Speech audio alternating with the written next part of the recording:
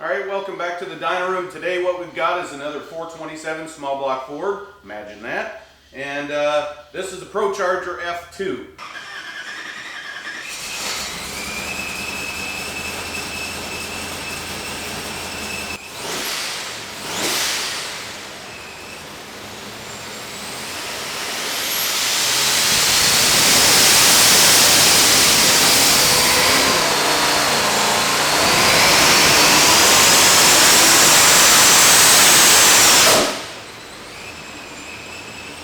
So to give you a little background story on this particular combination, a local customer contacted us about a blow-through carburetor, of all things. Got to talking to him, understood he had purchased an engine from another company, call it a competitor, whatever it might be, and got to talking, and I had mentioned to the guy that the company had a great reputation, so I'd had no problem taking a look at the engine itself. And after we got talking, understand what he wanted to do was the F2 blower, the front drive accessory, and of course all he had was a carbureted manifold. So we got to talking about what he was going to do, and it led us to obviously fuel injection. Really explained to him why we use the Holley, whether it be the Terminator X or HP systems, Dominators, the flexibility, the tunability, and at the end of the day, I'm not going to dog a good blow-through carburetor, but for a good blow-through carburetor, you're going to spend somewhere in the $2,000, $2,500 range. And when we look at fuel injection in comparison and all the other things it can do, timing control, obviously this is blown, but boost control, traction control or power management, so many other things that it can do.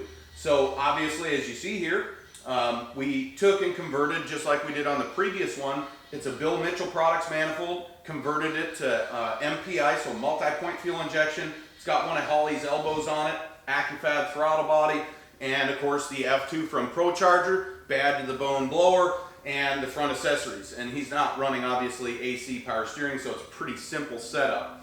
But just wanted to kind of cover this to emphasize that if you have a good motor, or you've bought an engine from a company that's reputable, but they're not interested in doing all this boost piping and actually running it the way that it's kind of going to be running the car, maybe that they're trying to talk into a carburetor instead of fuel injection, we have no problem taking on these particular combinations. So this is a great motor from a great company once again.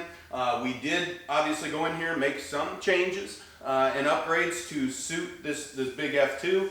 And we got to lean in on this motor, and it really came out well. One of the things we've done for this customer is we had a couple different pulley stacks, or two, and I've mentioned this before. So this is a larger 54 tooth pulley versus the smaller, I think this is a 46. So what we did was develop them a pump gas tune, saved it, and didn't lean on it extremely hard. I want to say we're in the easy 1,000 horsepower range once again.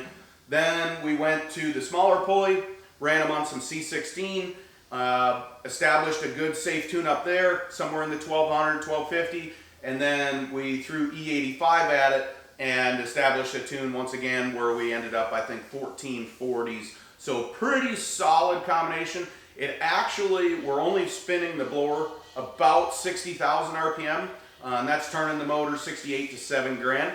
So quite frankly, you could spin this a little harder, make some power, a little bit more power on the bottom, and obviously peak somewhere, could be in the 1,500 horsepower range, which very, very solid combination. I think this is going in an early model Mustang, another 67 or 68, and he's a local guy, so we really look forward to seeing the car completed.